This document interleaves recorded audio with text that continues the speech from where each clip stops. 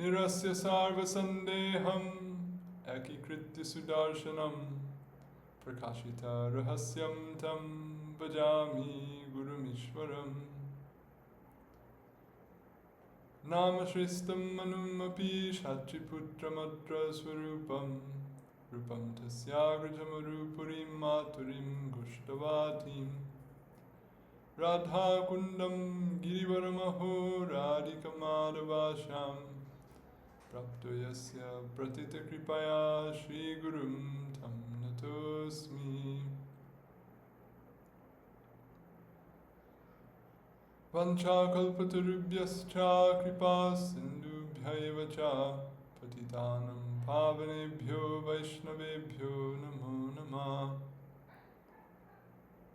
Namo Mahavaranyaya Krishna Prema Pradayate Krishnaya Krishna Chaitanya Namne Gaura Tvishe Nama Jayatam Surato Pango Mama Mandamater Gati Matsarvasva Parambojo Radha Madana Mohano Kulari Devatamor Madana Mohan Jar Sevak Raghunatha Rup Sanatan Jaya Rupa Sanatana Bhatta Raghunath Shri Jiva Gopala Dasa Raghunath Echai Goshai Kori Charana Vandan Jahaite Vignanasha Bhishta Puran Adadanas Trinam Dantoir Yacheham Puna Puna Srimad Rupa Parambojo Julisam Janma Janmani. So by the grace of Sri Kali Yuga Pavana, the Svabhajana Vibhajana, Prayojana Avatar, Prema Purushottam, Karuna Maha Sagar, Sri Gauranga Maha Prabhu, and his beloved Parshad by whom his heart's desire was fulfilled in this world, Sri Rupa Gosvami Pad. Again, today we will continue our discussion of Sri Rupapad's Padyavali. And today we come to verse number 10. So we're in the prakaran called Bhajan Mahatmya, the greatness of Bhajan. And in the previous verse, we discussed a distinction between bhakti and karma. And the point was made that there is no ultimate important distinction between even dharma and adharma, or proper karma and improper karma, because in either case, neither are bhakti, neither lead to, in and of themselves, to liberation from samsara, neither in and of themselves are necessarily pleasing to Bhagavan. Although karma that is enjoined by Bhagavan in the Shastra can be. But it is bhakti ultimately, it's the aspect within it of bhakti that makes it pleasing to Bhagavan. So when a contrast is being drawn between karma and bhakti, then the point is emphasized that it's only the bhakti that is pleasing to him. So the bhakta expressed resolute fixity in bhakti, as well as indifference towards forms of karma, be they meritorious or not. And the analogy was given of Lord Shiva, who carries Vasuki and Chandra upon him, and is detached in the course of doing so. As destiny so wills, he does so. Similarly, the bhakta dwells in the world according to what karma, what prarabdha is required of them. Should it so be, then they act in accord with that. But their fixity, their aspiration, their intention is entirely with bhakti. So that was the discussion last time. So now we move further into the prakaran, where another statement is cited. This, again, a statement of, was it Vishnupuri or Ishwarapuri? I forget. Vishnupuri. Again, a statement of Vishnupuri Pad is cited, and this shows a strong distinction between karma and bhakti, or it goes, you could say, a step further than what was said in the previous verse, a little stronger expression. So we'll dive into that. So he writes, Yadi madhu-mathana tvad-aṅghri-sevāṁ hṛdi vidadhāti jahāti va vivekī tad api duṣkṛtaṁ triloke kṛtam akritam na kṛtam sarvam. So this is a very cleverly composed statement, and the way that there's these bits of alliteration as well as double meaning we will get into in a minute. So the translation is as follows: O Destroyer of Madhu, if a discriminating person at heart performs worship of your feet, then all the misdeeds he has committed throughout the three worlds become uncommitted by him. And if an undiscriminating person at heart rejects service to your feet, then all the misdeeds in the three worlds that he has not committed become committed by him. You heard that right. That person who rejects service to Bhagavan's feet commits every sin there is in the world, even if they haven't literally committed them. This is a very strong statement. So how and why is this made? This is what we will discuss.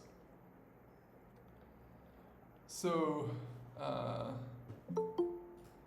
me just add this. So first of all, the agent in this statement is twofold, and this is a trick of the poet, so to speak.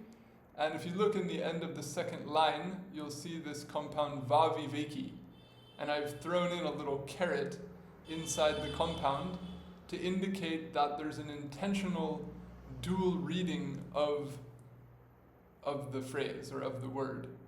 So it could be, and sorry, I'll go one step back.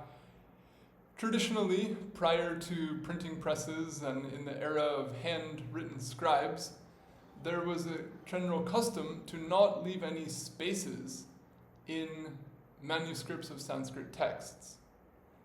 And it would be up to the prerogative / level of education of the reader to understand where the spaces in the verses fall. So when we have this phrase va vivekī, then it could be read as a compound va and avivekī, or it could be read as two separate words, va space vivekī. So sometimes in the Bhagavatam or other texts, this produces a challenge to decide which meaning is intended, and one from the context or from other elements in the statement, one has to infer which of the two possibilities is intended. And in some cases it's clear, in some cases it can be a gray area, and in some cases the commentators will entertain either possibility. But in this case, where we're not talking about a shastra so much as a poem composed by a poet, the ambiguity is intentional, and may also be intentional in the case of the Bhagavad as well. But here in the Kavya sphere, it's leveraged more ambitiously, if you will. So these two verbs, vidadhāti and jahāti, are both to be applied to the two different possible meanings of va vivekī. So in other words, the interpretation with the space gives you the word vivekī, and the vivekī is the agent of the verb vidadhāti, and the avivekī, in the other way of reading the compound, is the agent of the verb jahāti. So in this way, you create a parallel construction in what's being said throughout the verse. So anyway, a little bit of technicality. I don't go into too much of that as we're in these classes. A lot of the dictionary definitions and the dhatu references I'm not including, but in this case I think it may be a little interesting or fun to see a little bit of the cleverness of the poets in the technical sense. So the commentator, he explains the term vivekī to mean a person who's discriminating, specifically who has the ability to discriminate between what ought to be done and what ought not be done. So this is a classical common sense of the term or the notion of vivek. And this capacity for vivek is said to be one of the distinguishing features of human beings. This vivek, or discrimination, is a faculty of the intellect, and it's only human beings that have an intellect that's of the caliber to do this type of reflection about and perform actions that are premeditated and predicated upon having done vivek about their future consequences. So there's those verses in the 11th canto which describe how Bhagavan manifested all the different entities in the universe but felt unsatisfied, and then finally when the human being was manifested, then he felt satisfied, because the human being had the dhyana, or the buddhi, the intellect, with which it could conceive and pursue realization of the absolute. So that's more broadly what the term vivek can allude to discriminating in the context of what ought to be done or ought not to be done, not just in the social dharmic sense of what is dharma and adharma, but also in the absolute sense of what is the ultimate paramartha, what is the ultimate purpose of life, the ultimate object that can be achieved, and how that is to be ascertained and ultimately pursued and realized. All of this is what is alluded to by vivek. So,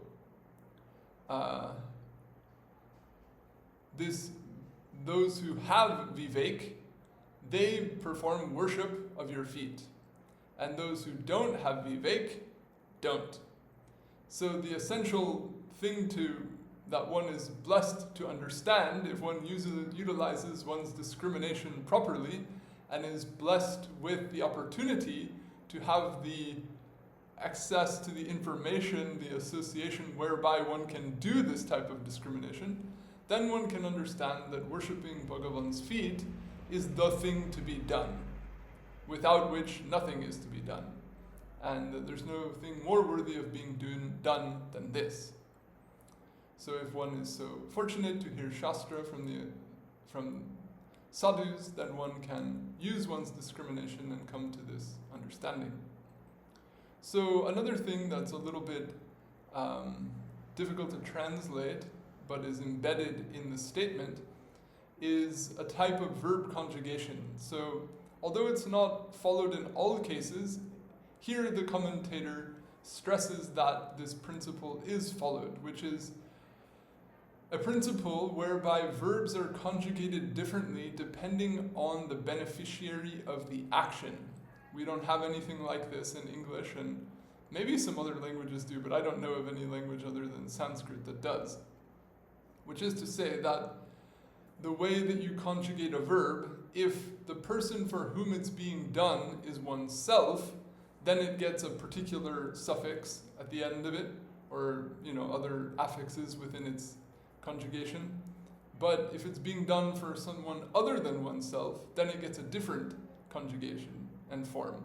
So there's a word for to do in the self-directed sense and the other directed sense. So here the poet has particularly chosen a verb vidadhāti, which is a parasmaipada, or a verb that's used when something is done for the other, to illustrate that the vivekī, who worships Bhagavan's feet, does so for, quote, for the other, meaning for the pleasure of Bhagavan. But when he uses the other verb for the agent who is the avivekī, the non-discriminating person, then he uses an atmanepada verb. So he rejects or he disregards the service of Bhagavan's feet, and he does so, quote unquote, for himself. Now you might say, well, that's not really in his best interest, is it? So it's not, but he's thinking it is, so therefore it's expressed in that way. So that's another layer of subtlety that's conveyed in the Sanskrit, which doesn't exactly come through in the translation, but can be understood through explanation. So, those who have discrimination, they worship Bhagavan, and those who don't. This is what we've discussed so far. So then what's the consequence of that? What is the outcome of having worshipped Bhagavan by virtue of coming to the discrimination that this is the thing to be done? And what is the consequence of the opposite? So it is said that all the misdeeds that one has committed throughout the three worlds become uncommitted. So this is in the last line, we have this phrase, kṛtam, akṛtaṁ. So what was kṛtam, what was committed or done, becomes akṛtaṁ, not done. And in the opposite case, what was nakṛtaṁ, what was not done, becomes kṛtam, done. So this is how the parallel construction applies throughout the text. So the commentator goes also a little bit into some subtlety here, because in this word akṛtaṁ, you have the nyan prefix, or the negation prefix of Sanskrit, the way in English we put an a or an un at the beginning of a word to say, indeclinable or uncommitted or unmoral or amoral. These type of negating prefixes are there in most languages. So in Sanskrit you have this negating prefix which assumes different forms according to the word that it's applied to. And there is a karika, like a summary grammar rule, which says that there are 6 possible meanings that this negation principle can convey. And so even, the idea of not is not so simple, or it can convey that it's not something because it's literally its opposite, or it can convey that it's simply an absence of it, or it can convey that it's not like it because it's close to it, it's similar, etc. Like this, there are 6 different possible meanings. So here the commentator, he applies the meaning of sadrishya, or likeness, which means that here it says that all the sins that this person has committed become, quote, uncommitted, the sense is that it's like they weren't committed. Meaning you can't erase the past, it's not that you go back in time and somehow it just never existed. It existed, it happened. It's not undone in that sense, but it's as though undone, or it's as though it was never done. Why? Because one doesn't undergo the effects. So according classically to the law of karma, what one does, one experiences a reaction to that. So if one performs an action but doesn't get the reaction, then it can be said that it is as though they didn't perform the action, because the consequences of doing so are not coming to them. So then the question arises, well, why not? So the point then is that if this person, by virtue of their discrimination, is intently engaged in the worship of Bhagavan, then subjecting them to all these effects of their past karma becomes redundant, becomes unnecessary. Because karma functionally is a corrective system, or that's what it's designed to be. It's designed to, quote unquote, reward or produce results for people's actions, which deters them from doing things that are harmful and rewards them for doing things that are non-harmful. So if someone is already reformed, then what's the point of further subjecting them to these corrective measures that are the ultimate purpose of which is simply to reform them? Now, this is the point made in the verse. Now, we know more broadly, there are instances where a bhakta who's in the stage of sadhana is also undergoing karma, and it's understood that they are experiencing the results of their past actions. The famous verse, tate nukampam susamik shamano bunjana evatma kṛtam vipakam. Atma kṛtam vipakam. The consequences of my own doings. So in that statement, you have what would appear to be almost the opposite of what was being said in this verse. It's saying that you have done those things and you are getting the reaction to them. So that is dealt with differently in commentaries on that verse and in other places where this topic is discussed. And one way it's dealt with is it's taken that even though it appears that sadhaka bhaktas are being subject to their past karma and they're undergoing varieties of suffering and varieties of difficulties and so forth, it's not actually like that. Because the jurisdiction and the administration under which the unfolding of events in their life is happening is different. It's not simply the conventional cause and effect cycle of karma, but rather it is considered that Bhagavan himself is personally seeing to his bhakta.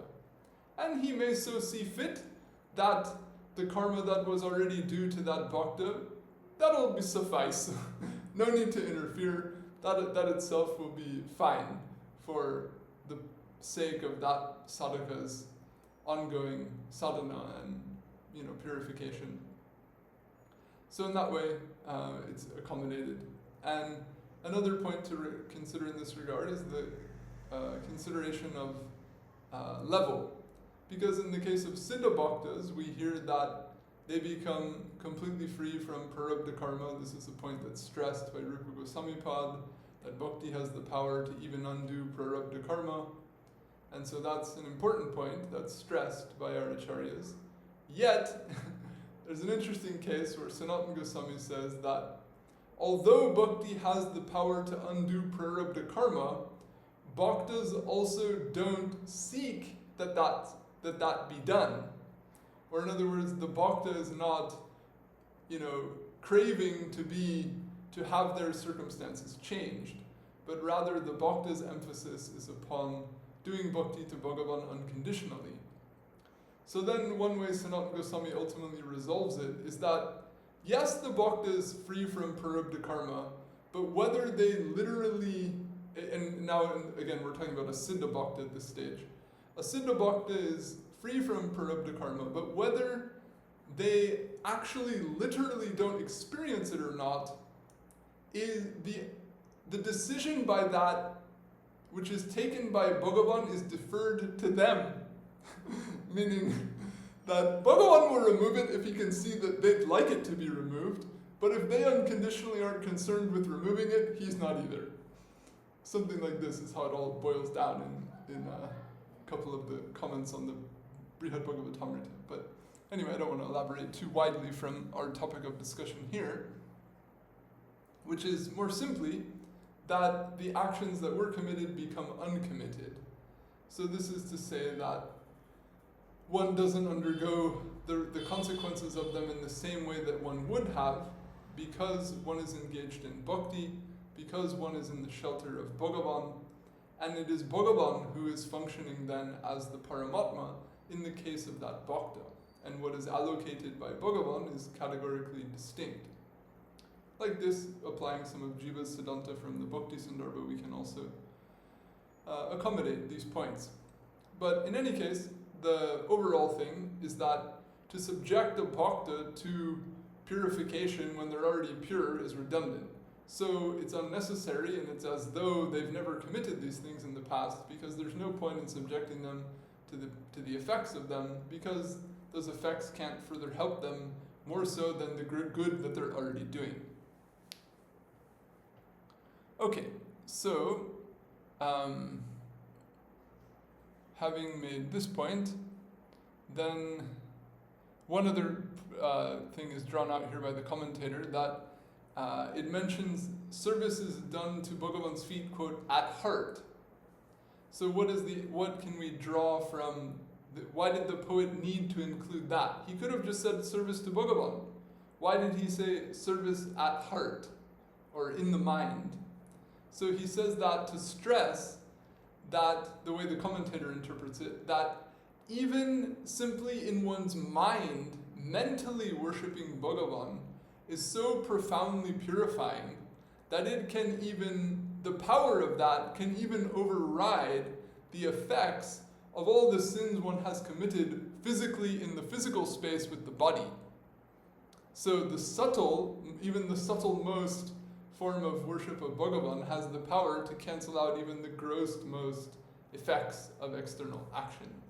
This is one way it's leveraged, and he takes out then an implied meaning to say that, and if a bhakta does also worship with the body and with physical objects, then there's furthermore no doubt that will so too be completely purifying and completely have the power to counteract those other types of bodily action. So that's one half, if you will, of the verse, and then we come to the other half, where the agent is not the vivekī, but the avivekī, the undiscriminating person who rejects the service of Bhagavan. So in their case, then we have this phrase, na kṛtam, kṛtam, that even the sin that they haven't committed becomes committed. And this may be a little harder for people to swallow. In other words, that bhaktas have done wrong in the past, but they become absolved of the consequences of that by doing bhakti. That may be acceptable to many. But this idea that, and if you don't do bhakti, then you're guilty of all these things you've never done, this may be harder for people to swallow. So, understanding the weight of this statement, the commentator, he speaks a little strongly, and he says, don't think that this is just a bunch of hyperbole. He writes this specifically in the commentary. Let me just see the phrase he uses, I forget it. It says, prodibad-matram. So prodibad means like a bold statement, or this is just some big talk. And he's saying, no, this is not just some exaggeration here. It is like that. And that even if someone is doing all in the conventional varna ashram dharma context, the person is doing their daily duties, according to various circumstances, etc., then still it's as though they've committed sin. So how much effort have the rishis and the kings and so many done to establish the Dharma Shastra and the laws for human society, and now here he is coming along and saying, this is all irrelevant, this is all trivial, the distinction between all of this is puny, insignificant. So this might even be irritating to smartas or different types of persons concerned more with order within the world. And obviously here the author's point is not to try to, subvert world order or, inspire lawlessness or anything like that. But this is a bhakti text for people who have faith in bhakti and for persons who want to grasp the subtlety and the depth of what it means to do bhakti. So why then, or how is it that even meritorious action and sinful action can be considered essentially non-different, and thus that if you neglect bhakti, you're even doing the worst type of unmeritorious deeds? How does he arrive at this conclusion?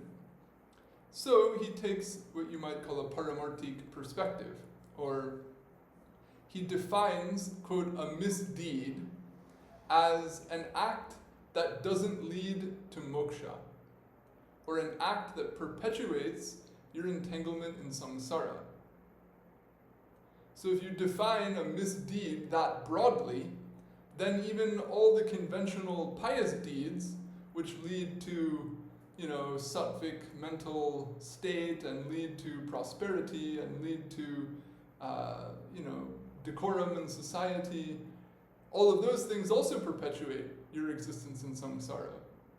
So from that definition, from that perspective, they can also still be classed as misdeeds. Excuse me.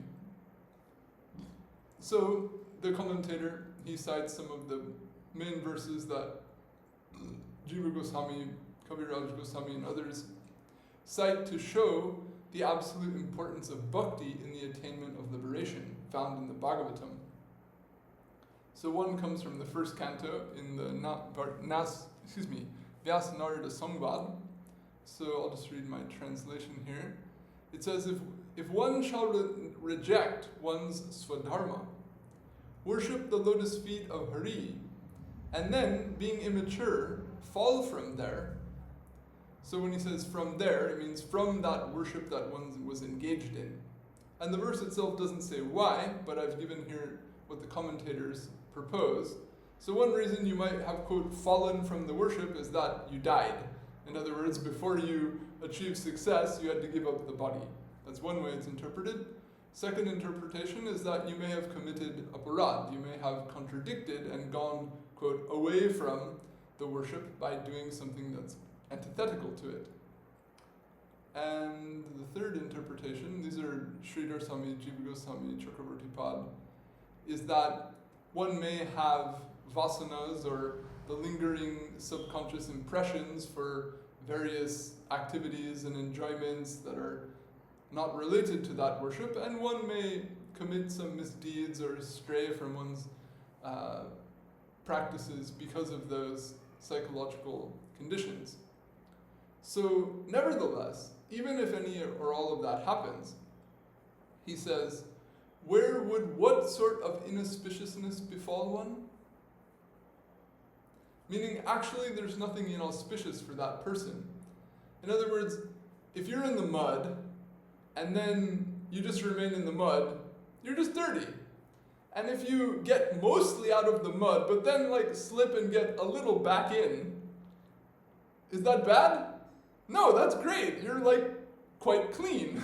And you can still continue to then remove again that little bit that you got back on, and you're still much better off than you were before. Something like this, there's no actual inauspiciousness from turning away from the highest auspiciousness, because you can only turn away if you've actually already come to it and moved with it for some time. So the sense is that someone who takes up this path and maybe struggles along the way, they're still doing great. There's no actual harm in that, because they would have been doing whatever detour they took to struggle. Either that or something worse is what they would have been doing anyway. So it's not actually detrimental, so to speak. It's just a delay, if you will. So then he gives he creates a contrast by saying the opposite. And what would be the attained object of a non-worshipper of Hari's feet as a result of only observing one's swadharma? No object of actual value would be attained. So as the commentator mentioned earlier, this is an example of what's called anvaya and vyati-rek, where you assert something and then you negate its opposite. So from both directions, negating the not and affirming the essence, then from both sides, you fortify that this is the desirable point. There's I forget, maybe the Hṛdi Bhakti Sudodaya, there's a nice verse which, I don't have it memorized, but the meaning of it is simply like this. If after having not performed any austerity, Bhagavan is pleased, then what is the loss? And after performing a lot of austerity, if Bhagavan is pleased, then what is the loss? Meaning, the purpose of anything you do is to please Bhagavan. How much of whether there was austerity in it or not in it, it doesn't matter. If there was some, no problem. If there wasn't, that's also no problem. If what is of the essence is there, then it's great. So similarly, he's saying the true path of auspiciousness is the service of Bhagavan. And if one neglects to engage in that, even if one does things that are considered worldly, favorable in the worldly sense, what real good is there in that? There's no real good. And if one takes to that path, one engages in that highest auspiciousness, and then at some point struggles for some time, and at some point detours from that for some time, what is the loss? They've actually only gained from having gone as far as they have. This is the sense. So now the second verse, this is in the 10th canto, stated by the Devatas when Krishna is in the womb of Devaki. They say, O lotus-eyed one, others who consider themselves fully liberated, yet are not of fully purified intellect, because of having forsaken bhava, that is bhakti for you, ascend with hardship to the highest position, but fall down from there, because of their having disregarded your feet. So there's a number of interpretations on this verse. We'll actually discuss this verse soon in our Charitamrita classes, so we'll go into the details of the commentaries on this there. But in gist, this idea of, quote, the highest position refers to Jivan Mukti, not to actual Mukti or eternal Mukti. So by neglecting the path of Bhakti, by neglecting to worship Bhagavan, one could reach the state of Jivan Mukti, but one cannot attain complete Mukti. And unless and until one sustains regard for Bhagavan, one will not achieve actual Mukti. This is the point. So, coming back to the verse under discussion, he's saying that what really determines whether you get moksha or not, what really determines what is a misdeed or not, is whether you respect Bhagavan or not. So if you're disrespecting Bhagavan, you're only perpetuating your conditioning in samsara. You're doing something that's effectively no different than any type of sin in the world. So therefore, he says, those who don't engage in the worship of your feet, it's as though they've committed all the sins in the world, because the outcome is no different. They just remain stuck here in samsara and disrespect you. And a third citation, which the commentator doesn't quote, but Jiva Gosvami, Kaviraj Goswami, and others, they usually quote these two verses together in most cases, and they support the same theme.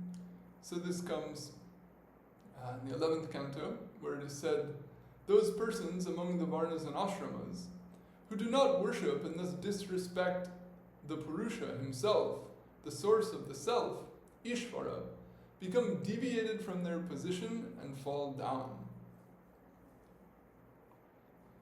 So, what's essential here in this verse is this point that those who do not worship, quote, and there you see in the bracket, thus disrespect. So this is what the commentators get into, and the point that's essentially stressed in the verse is that Bhagavan is not just worshipable in the optional sense. That, yeah, he is worshipable in the sense that he's fit to be offered worship, or he can be a befitting recipient of worship. He is worshipable in the injunctory sense that he is to be worshipped. And so the distinction is that there is a class of people that you might meet, and if you worship them, that's very nice. But if you don't worship them, it's not perceived as a slight or anything wrong. It's just, the elective behavior of you. You might wish to offer worship to someone, very well. If you don't worship them, no problem. It's not expected, it's not necessary, there's no harm in it. But Bhagavan is not like that. He's not honorable or worshipable like that. He's worshipable in the compulsory sense. That so not just is he fit to be worshipped, but he's compulsorily worshipable such that if one doesn't worship him, that's a transgression. That's a fault. This is how the sense is taken out. And why? So Sridhar Swami's logic is that he calls it guru aparad, that a guru is always to be treated with respect because the guru has benefited, has provided oneself with one's birth or with one's knowledge or what have you, both. So to neglect to honor the person who's actively engaged in benefiting you is considered inappropriate. So he says that persons who neglect to worship Bhagavan, who's the source of the self, who's providing, sustaining their very existence, as well as sustaining the social order, as well as sustaining their livelihood, etc., in the ultimate sense, to neglect him, to disregard him, is a type of guru aparad. This is how Sridhar Swami takes it, and I believe it was Jiva Gosvami or Chakravarti Pad, one of them, they applied then the word ingratitude, that Bhagavan is a provider so profoundly that if one doesn't actively honor that, then that's considered a type of ingratitude, which is a fault. So Anyway, these points are all there to stress the idea that it's necessary to honor Bhagavan, it's necessary to worship Bhagavan, and not doing so is not just optional, but it's actually categorized as a sin. So in that way, the verse under discussion is saying that even those who reject the worship of Bhagavan's feet, it's as though they've committed all the sins in the world, because they're committing constantly acts of disrespect to Bhagavan, and thus perpetuating their entanglement in samsara. So, in effect, this is what they're doing. This is the point. So, there's one more point here the commentator brings up. I think I've elaborated on most of the other things. So then he quotes a passage which is in Hari Bhakti Vilas from the Skanda Puran, as a scriptural precedent for this whole point that Vishnupuri Pad is making.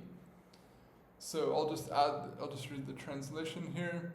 It says, "One who is your bhakta, O Keshava, is a performer of all dharmas. One who is not your bhakta, O Achyuta, is a performer of all sins.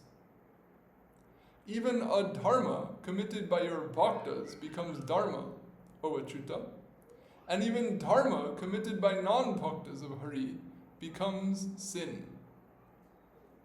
So dharma committed by non-bhaktas becomes sin. Here you have the Shastra itself making the point that the verse under discussion is saying.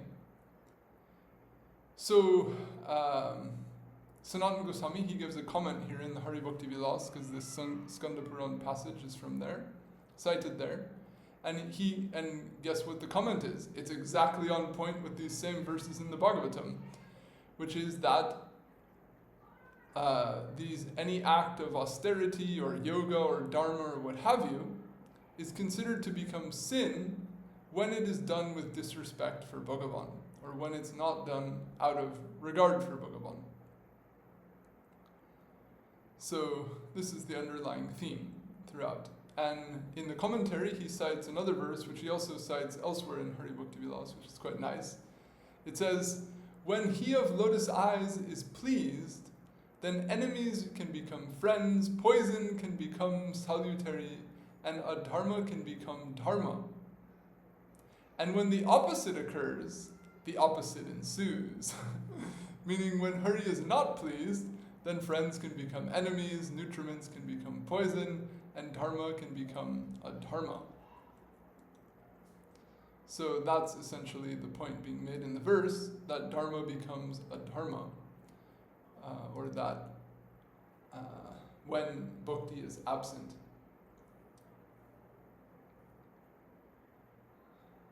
So this is the point being made. So just we'll come back lastly to the verse itself. It says, "O Destroyer of Madhu, if a discriminating person at heart performs worship of your feet, then all the misdeeds he has committed throughout the three worlds become uncommitted by him. And if an undiscriminating person at heart rejects service to your feet, then all the misdeeds in the three worlds that he has not committed become committed by him." And the very last thing I'll say, which is, I don't want to say I feel naughty to say it, but you've got to be a little careful, is in Sanatana Gosvami, he also gives an example in his commentary of the adharma committed by bhaktas that becomes dharma.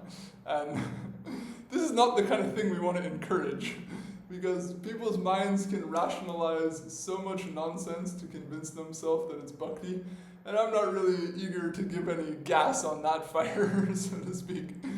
But there is a range of scope for that, but in my opinion, it's the license already gets stretched quite a lot, so it's not something to emphasize. But the example that Sanatana Gosvami gives is he says that at tirthas, pilgrims may come and make offerings and give donations in order to conduct rituals or to conduct rites or perform different functions.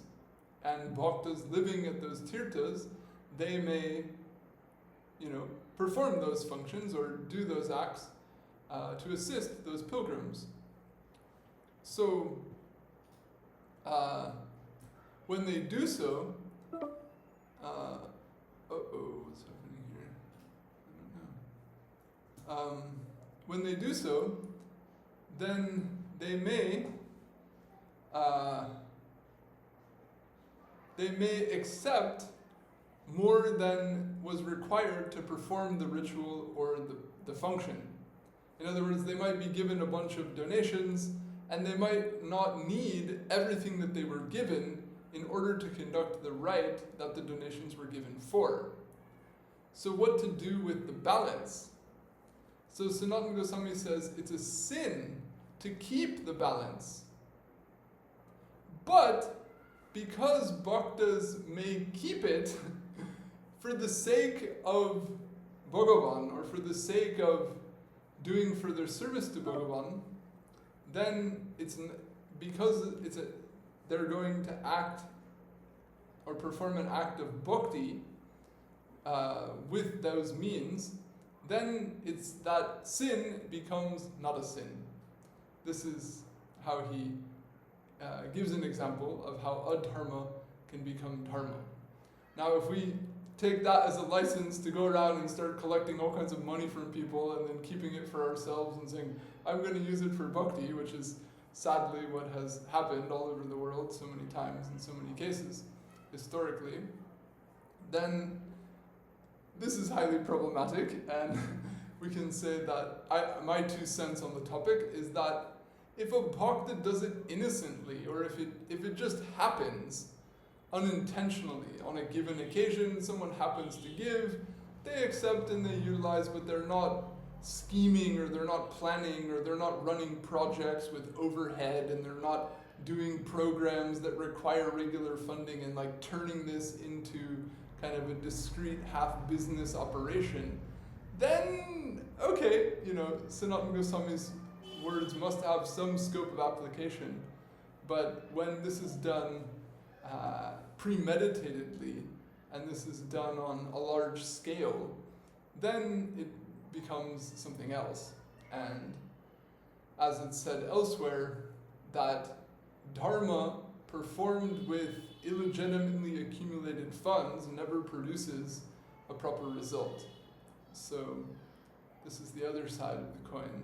And simple, sincere worship with very minimal articles is far more pleasing to Bhagavan than grand, showy worship with things accumulated by sketchy means. This is the overall thrust. So I will conclude there for today, and in the next class we will come to the following verse, which continues the discussion of the bhajan mahatmya and speaks specifically about the greatness of bhajan with respect to its ability to remove kama, or to purify the mind of kama. So I'll stop there. Vaishnavebhyo namo nama. Jai Shri Guru, Jai Shri Gaur, Jai Jai Shri Shri Radhe Shyam.